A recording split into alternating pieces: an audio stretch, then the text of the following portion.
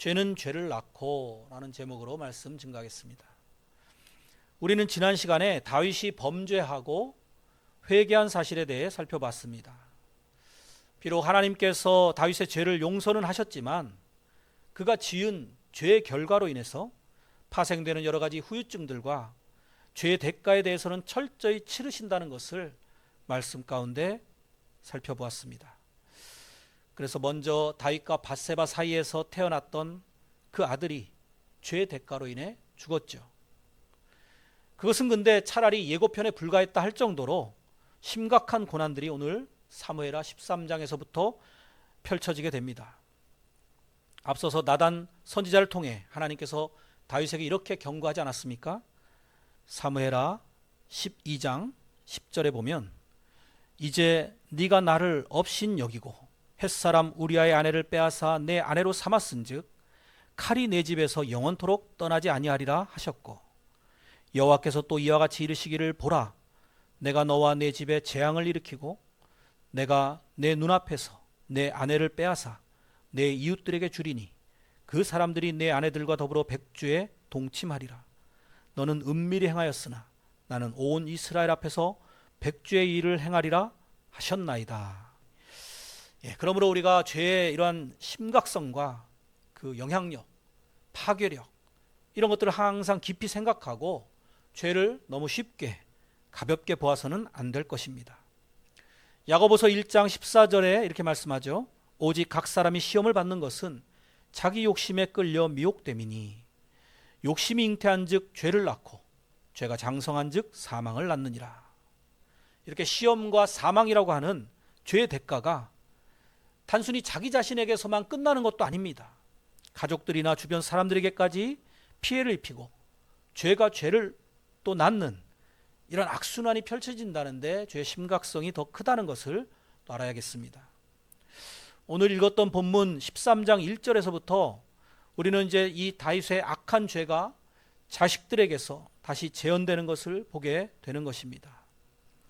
다윗의 자녀들이 이제 다윗이 저질렀던 이 범죄에 대해서 얼마나 알고 있었는지는 기록되어 있지 않습니다만 이 나타난 현상들을 보면은 우리가 부지 중에라도 자녀들이나 주변 사람들에게 나쁜 영향력을 끼칠 수 있다라는 것을 엿보게 되죠. 물론 긍정적인 영향력도 끼칠 수 있지만 특히 부정적인 영향을 끼친다라는 점에서 우리가 더 경각심을 가지고 정말 모든 행동, 말 하나하나에 이르기까지 조심해야 할 것입니다. 우리는 언제나 세상에 대해서 그리스도인다운 모범적인 모습을 보여줘야 될 빛의 자녀들입니다. 빛 대신 예수님께서 이렇게 말씀하셨죠. 마태복음 5장 16절에 이같이 너희 빛이 사람 앞에 비치게 하여 그들로 너희 착한 행실을 보고 하늘에 계신 너희 아버지께 영광을 돌리게 하라. 그런데요, 다윗은 그다지 이런 모범을 보여주지를 못했던 것입니다. 특별히 여자 문제에 있어서 나약한 모습을 보여줬습니다. 그 모습 그대로 오늘 다윗의 자녀들에게서 문제가 나타나고 있습니다. 첫째 아들 암논이 자기 이복 누이 다말을 강간하는 죄를 저질렀습니다. 성경에 이렇게 부끄러운 죄악의 일들이 적나라하게 기록이 나옵니다. 또 압살롬이 이 일로 인해서 자기의 형인 그 암논을 죽입니다. 이것을 보면 다윗도 간음죄와 살인죄를 저지른 것, 그것이 그대로 자녀들에게로 이어지는 것을 볼 수 있습니다. 그래서 자녀들은 부모의 축소판이다 라고 할 수 있습니다. 자녀들은 우리를 본받기 마련입니다. 아브라함을 보십시오. 그가 흉년에 애굽에 내려가서 애굽 왕에게 자기 아내를 누이라고 속였지 않습니까? 나중에 보니까 그의 아들 이삭도 똑같은 범죄를 저지릅니다. 다윗의 아들 솔로몬을 또 생각해 보십시오. 솔로몬이 얼마나 많은 처첩들, 아내들을 거느렸는지 아십니까? 열왕기상 11장 3절에 보면 왕은 후궁이 700명이요 첩이 300명이라. 그 여인들이 왕의 마음을 돌아서게 하였더라. 1000명이에요. 1000명. 결국은 그 많은 여인들로 인해서 영향을 받아가지고 이 솔로몬이 이방 신들을 섬기는 우상 숭배로 신앙이 타락하기까지 합니다. 이런 모든 잘못들이 결국 누구에게서 비롯된 것입니까? 그 아버지 다윗에게서 대물림되었다는 것이죠. 우리도 역시 마찬가지죠. 아담과 하와로부터 죄가 계속해서 죄를 낳는 이 악순환의 고리가 계속 이어져 오고 있는 것입니다. 게다가 다윗은 그의 자녀들을 교훈과 훈계로 양육하는 데에도 적극적이지 못했고 우유부단했습니다. 그래서 실패하는 모습을 보여주었습니다. 오늘 보고 있는 사무엘하 13장에서도 찾아보면 다윗이 암논의 이 범죄 사실을 알게 됐을 때 이렇게 반응했습니다. 21절에 다윗 왕이 이 모든 일을 듣고 심히 노하니라. 노하기는 했어요. 그런데 그 뒤에 아무런 조치를 취했다는 게 안 나옵니다. 아무런 징계도 꾸지람도 하지 않았습니다. 그러니까 그 모습을 이제 이 다말의 그 한 배에서 난 압살롬이 2년 동안 지켜보면서 칼을 갈았어요. 저 형 암논을 죽이겠다. 그 2년이라고 하는 기회가 있었는데 이것을 다윗 왕이 제대로 훈육을 하지 못함으로 말미암아 날리게 된 것이죠. 자녀들이 잘못한 것을 보면 그때그때 바로 잡아주시기 바랍니다.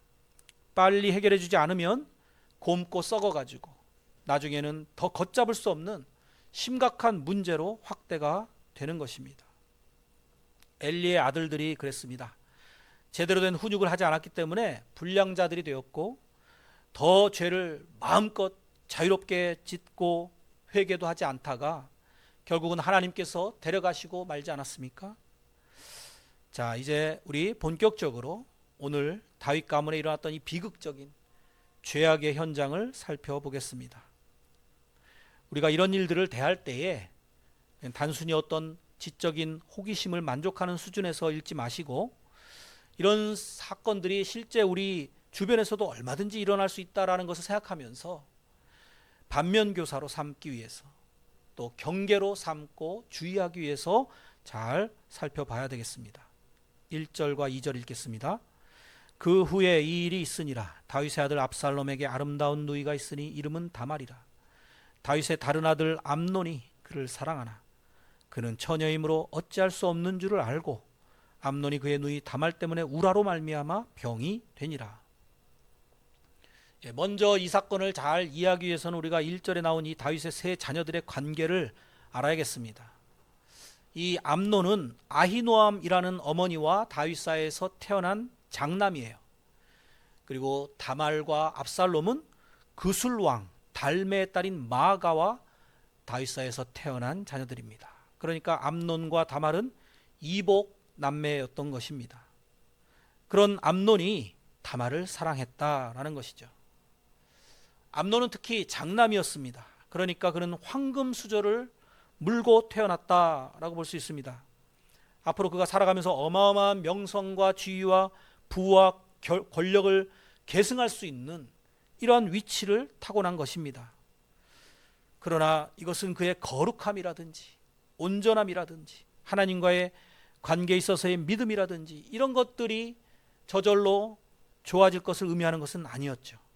오히려 세상적으로 볼 때는 환경이 유복하고 혜택을 많이 받을 수 있다라는 것이 하나님을 믿고 섬기는 데에는 독이 될 때가 있습니다. 아담과 하와에게 얼마나 좋은 환경이 주어졌습니까? 그런데도 실패하지 않았습니까? 이것이 가장 대표적인 예라고 할 수 있습니다. 우리에게 아무리 좋은 환경이 있다고 해도 우리가 믿음을 쌓고 지키는 것은 우리 각자에게 주어진 과제인 것입니다. 그러므로 우리 자녀들에게 우리가 물려줘야 될 중요한 것은 무엇보다 먼저 하나님을 알게 하고 믿음을 갖게 하고 바르게 살게 하는 것입니다. 즉 신앙의 유산을 물려줘야 하는 것입니다. 왜냐하면 지금처럼 문화적으로나 사회 환경적으로 죄에 빠지기 쉬운 이러한 세상 속에서 살아가는 자녀들이기 때문에 자기 자신을 잘 지켜내고 마음을 늘 새롭게 해서 성결한 삶을 추구하게 만들 수 있는 유일한 방법은 성령께서 그들 안에 내주하시도록 우리가 기도해 줘야 되는 것입니다. 오직 성령께서 함께 하실 때만이 진리를 알게 되고 또 말과 행실에 있어서도 변화를 가져올 수가 있습니다. 사람의 힘으로는 한계가 있지만 성령께서는 어떠한 사람도 변화시킬 수가 있어요. 이건 자녀들뿐만 아니라 그러니까 우리 모두에게 다 해당이 되는 진리인 것입니다. 암논에게 이제 많은 이런 풍족한 유산들이 주어졌지만 오늘 본문을 보니까 엉뚱하게 성적인 유혹에 빠져가지고 심각하게 번뇌하고 그 결과 우라병이 생기게 되는 것을 봅니다. 그래서 잠언 15장 16절에 말씀했죠. 가산이 적어도 여호와를 경외하는 것이 크게 부하고 번뇌하는 것보다 나으니라. 아마 다말이 굉장히 아름다웠던 것 같아요. 오늘 본문에도 아름다웠다고 나오고요. 또 아버지인 다윗도 외모가 출중했잖아요. 잘생겼다는 그런 말씀이 있었죠. 또 압살롬이라고 하는 다말의 그러니까 한 배에서 난 이 오라비가 그 외모도 성경에 보면 아주 출중했다라고 나와요. 그러니까 이렇게 아름다운 다말을 보고 암논이 반했다는 것은 이해가 됩니다만 그래도 어찌 보면은 가족 아닙니까? 가족. 근데 가족한테 이런 성적인 유혹을 받았다라는 거예요. 그리고 다말이 또한 처녀였다라고 나옵니다. 그래서 암논은 잘못된 사랑을 품었다라는 것이죠. 레위기 18장 9절에 보면 너는 내 자매 곧 내 아버지의 딸이나 내 어머니의 딸이나 집에서나 다른 곳에서 출생하였음을 막론하고 그들의 하체를 범하지 말지니라. 이렇게 분명하게 성경은 근친상간의 죄를 엄격히 금하고 있습니다. 이것은 그냥 어떤 한 개인의 의견이나 또는 문화적인 어떤 유행이나 이런 것이 아니라 하나님의 말씀에 분명하게 기록해 놓은 하나님의 율법인 것입니다. 그러니까 오늘 암논은 이 하나님의 말씀에 대해서 정말 기본도 갖추지 못했다라고 할 정도로 아주 믿음이 없었다라는 것을 알 수 있죠. 이 하나님의 율법에 어긋나는 짓은 하지 말아야겠다, 이런 생각이 전혀 등장하고 있지 않습니다. 그저 자기의 사랑을 앞세우고 있습니다. 이 사랑이라고 하는 감정에 정당성을 부여하고 있는 거예요. 그런데 고린도전서 13장 6절에서 사랑은 무엇이라고 말씀하는지 아십니까? 불의를 기뻐하지 아니하며 진리와 함께 기뻐하고, 이것이 사랑의 속성입니다. 그러니까 진리는 즉 하나님의 말씀이죠. 그러니까 사랑은 진리와 함께 기뻐하는 거예요. 그런데 오늘날에 보면은 사랑이라는 이름하에 정말 수많은 범죄들이 일어나고 있습니다. 강간, 추행으로부터 시작해가지고 데이트 폭력 같은 것도 그렇고요. 스토킹도 마찬가지죠. 상대는 전혀 고려하지 않고 자기의 이기적인 욕망으로만 충족시키려고 행해지는 것인데요. 이런 것들이 불의한 일이고 진리와 일치하지 않는 것입니다. 그렇기 때문에 진정한 사랑이라고 볼 수 없는 것입니다. 그래서 암논이 이제 병들어서 밥도 잘 못 먹고 잠도 잘 못 자고 하니까 수척해졌죠. 그때 그의 친한 친구 중에 한 명인 요나답이라고 하는 친구가 찾아왔습니다. 3절, 암논에게 요나답이라 하는 친구가 있으니 그는 다윗의 형 시므아의 아들이요 심히 간교한 자라. 그가 암논에게 이르되 왕자여 당신은 어찌하여 나날이 이렇게 파리하여 가느냐, 내게 말해주지 아니하겠느냐 하니 암논이 말하되 내가 아우 압살롬의 누이 다말을 사랑함이니라 하니라. 요나답이 그에게 이르되 침상에 누워 병든 채 하다가 네 아버지가 너를 보러 오거든 너는 그에게 말하기를 원하건대 내 누이 다말이 와서 내게 떡을 먹이되 내가 보는 데에서 떡을 차려 그의 손으로 먹여주게 하옵소서 하라 하니. 여기를 보면은 참 이 죄의 유혹이 얼마나 우리에게 교묘하게 침투하는지를 볼 수 있어요. 이 요나답이라고 하는 친구는 심히 간교한 자다라고 소개가 나오고 있죠. 그런데 창세기에 보면은 뱀, 즉 사탄에 대해서도 이런 소개를 하고 있습니다. 창세기 3장 1절, 그런데 뱀은 여호와 하나님이 지으신 들짐승 중에 가장 간교하니라. 뱀이 여자에게 물어 이르되 하나님이 참으로 너에게 동산 모든 나무의 열매를 먹지 말라 하시더냐. 간교하게 이렇게 꼬시는 말, 이걸 지금 똑같이 요나답이 하고 있는 것입니다. 그러면 우리가 귀에 듣기 좋은 말만 해주고 정작 필요한 말, 쓴소리는 해주지 않는 친구는 좋은 친구가 아닙니다. 정신 차려 이 친구야 하면서 암논을 따끔하게 타이르고 바른 길로 이끌어줬어야 될 이 친구가 오히려 간교하게 나쁜 이러한 계획과 계략을 알려주고 나쁜 행동을 부추기는 이러한 친구였던 것입니다. 여러분들에게 유익을 주는 것 같지만 이러한 친구들은 여러분을 망하게 하는 친구라는 사실을 꼭 기억하시기 바랍니다. 오히려 성경 말씀을 토대로 서로 잘못된 길로 빠지지 않도록 끌어주고 권면해 줄 수 있는 이런 좋은 믿음의 친구들을 많이 사귀셔야 됩니다. 히브리서 3장 13절에 이러한 자세를 잘 알려주고 있는 것이 오직 오늘이나 일컫는 동안에 매일 피차 권면하여 너희 중에 누구든지 죄의 유혹으로 완고하게 되지 않도록 하라. 매일같이 이렇게 좋은 충고를 해줄 수 있는 관계, 이것이 성도들 간의 아름다운 모습인 것입니다. 위로해주고 권면해주고 함께 좁은 길을 잘 갈 수 있도록 끌어주고 힘이 되어줄 수 있는 그런 진실된 친구를 사귀시기를 바라요. 암논은 결국 요나답의 계략대로 행동해서 강제로 다말과 잠자리를 하는데 성공을 합니다. 그리고 그 순간이 지나자마자 순식간에 사랑이 미움으로 바뀌었대요. 그래서 다말을 내쫓습니다. 자, 이 장면을 보면 사람이 어떻게 이렇게까지 비열할 수 있는가 충격을 받게 됩니다. 아버지 다윗의 범죄와도 또 다른 측면이 엿보입니다. 15절, 그리하고 암논이 그를 심히 미워하니 이제 미워하는 마음이 전에 사랑하던 사랑보다 더한지라. 암논이 그에게 이르되 일어나 가라 하니 다말이 그에게 이르되 옳지 아니하다. 나를 쫓아보내는 이 큰 악은 아까 내게 행한 그 악보다 더하다 하되 암논이 그를 듣지 아니하고 그가 부리는 종을 불러 이르되 이 계집을, 표현이 바뀌었죠. 이 계집을 내게서 이제 내보내고 곧 문빗장을 지르라 하니 아예 문도 잠궈버려라. 자, 이런 모습을 봐도 암논이 그동안 품어왔던 사랑이 얼마나 거짓된 사랑이었는가, 단순히 육체적인 욕망을 추구했던 것이었다는 것을 알 수 있죠. 아직 결혼하지 않으신 분들은 이런 남자 혹은 이런 여자를 만나지 않을 수 있기를 기도합니다. 이렇게 겁탈당하고 쫓겨났던 이 다말은 그 수치로 말미암아서 울며 집으로 가지도 못하고 오빠인 압살롬에게로 찾아갑니다. 당시에 이렇게 처녀가 정조를 잃었다라는 것은 여자로서는 거의 인생이 끝난 거나 마찬가지였습니다.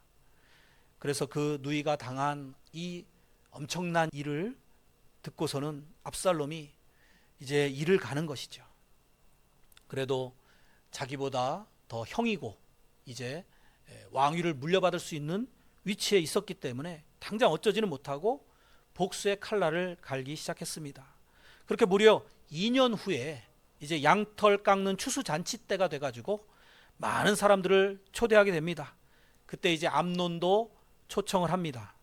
그리고는 그 잔치 자리에서 이제 죽여서 누이의 그 복수를 하게 되었던 것입니다. 그리고는 이제 자기 아버지한테 혼날 것이 두려워가지고 도망을 칩니다. 자기 외갓집으로 가요. 외갓집은 그술왕이라 그랬죠. 그러니까 거기도 또 역시 쟁쟁한 가문이었어요. 자, 그리고 나서 이제 나중에 다윗이 다시 용서하고 돌아오게 되지만 또 몇 년 지나지 않아서 아버지에 대해서 이제 반란을 꾀하고 자기가 왕이 되고자 합니다. 그러다가 결국 압살롬도 역시 죽임을 당하게 되죠. 자, 이렇게 다윗은 두 아들을 몇 년 사이에 잃게 되는 엄청난 고통을 겪게 되었습니다.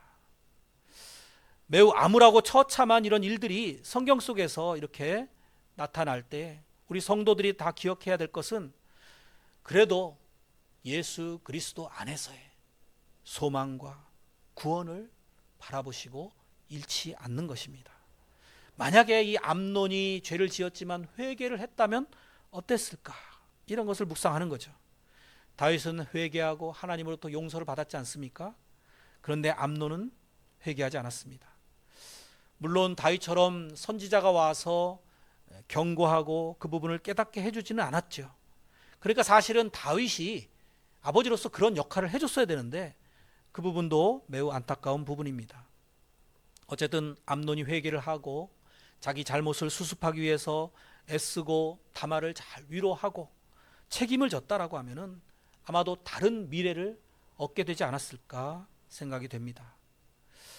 죄를 지은 다윗은 회개를 하니까 그 밧세바도 하나님께서 정식 아내로 인정을 해주셨죠. 또 그 아들인 솔로몬을 나단 선지자를 통해서 여디디아라, 하나님이 사랑하는 자다, 이렇게 이름까지 주실 정도로 하나님의 용서를 받았습니다. 우리도 역시 바다보다 더 넓고 하늘보다 더 높으신 그 하나님의 사랑의 품을 잊지 마시고 죄를 지었을 때는 즉시 돌이켜서 하나님께로 나올 수 있는 회개하는 데 용감한 저와 여러분이 되시기를 축복합니다. 죄가 죄를 낳고 복수가 복수를 낳고 사망이 사망을 낳는 이 연결고리를 어떻게 우리가 끊을 수 있을까요? 오직 하나님의 은혜로만 가능하다는 것입니다. 로마서 4장 6절, 일한 것이 없이 하나님께 의로 여기심을 받는 사람의 복에 대하여 다윗이 말한 바, 불법이 사함을 받고 죄가 가려짐을 받는 사람들은 복이 있고 주께서 그 죄를 인정하지 아니하실 사람은 복이 있도다 함과 같으니라. 로마서 5장 14절에 보면, 그러나 아담으로부터 모세까지 아담의 범죄와 같은 죄를 짓지 아니한 자들까지도 사망이 왕노릇하였나니 아담은 오실자의 모형이라. 18절, 그런즉 한 범죄로 많은 사람이 정죄에 이른 것 같이 한 의로운 행위로 말미암아 많은 사람이 의롭다 하심을 받아 생명에 이르렀느니라. 그러니까 우리 이런 죄의 악순환의 고리를 끊어주신 분은 예수 그리스도시다라는 거예요. 이렇게 하나님의 은혜로 인해서 우리의 죄악의 사슬이 끊어지게 된 것을 믿으시기를 축복합니다. 그런 은혜를 받은 이제 우리가 은혜 받은 자들답게 합당하게 살아야 하는 것입니다. 사랑하는 성도 여러분, 오늘 이 다윗 왕의 가문에 일어난 이 비극의 원인이 무엇이었습니까? 다윗의 죄가 그 최초의 원인이었죠. 다윗은 죄악으로 말미암아서 잠시 육체의 쾌락을 누렸지만 그것은 이렇게 부메랑이 되어가지고 엄청난 고통과 시련으로 돌아왔습니다. 물론 우리가 죄를 회개하면 멸망의 심판에서는 구원을 받을 수 있습니다. 하지만 죄의 흔적은 남게 마련입니다. 그래서 우리를 두고두고 괴롭게 만드는 것입니다. 그러므로 우리가 잠시 쾌락을 위해서 죄를 추구하지 마시기 바랍니다. 도리어 여러분은 이 세상의 모든 육체적인 쾌락을 포기하고라도 하늘나라의 영원한 기쁨을 누리기를 소망하시기를 축복합니다. 죄가 죄를 낳고 선행은 선행을 낳는 법입니다. 그러므로 우리가 구원받은 자들로서 마땅히 힘써야 할 것은 우리의 모범적인 신앙생활을 함으로써 말미암아 많은 사람들에게 선한 영향력을 끼칠 수 있는 우리가 되기를 기도하시고, 또 우리 자녀들이나 세상 사람들에게 이제 무엇을 보여줄 것인가, 무엇을 나눠줄 것인가, 무엇을 물려줄 것인가, 이것을 깊이 고민하시는 이 아침이 되시기를 주님의 이름으로 간절히 축원드립니다. 주님 다시 오실 때까지 찬양 드리겠습니다.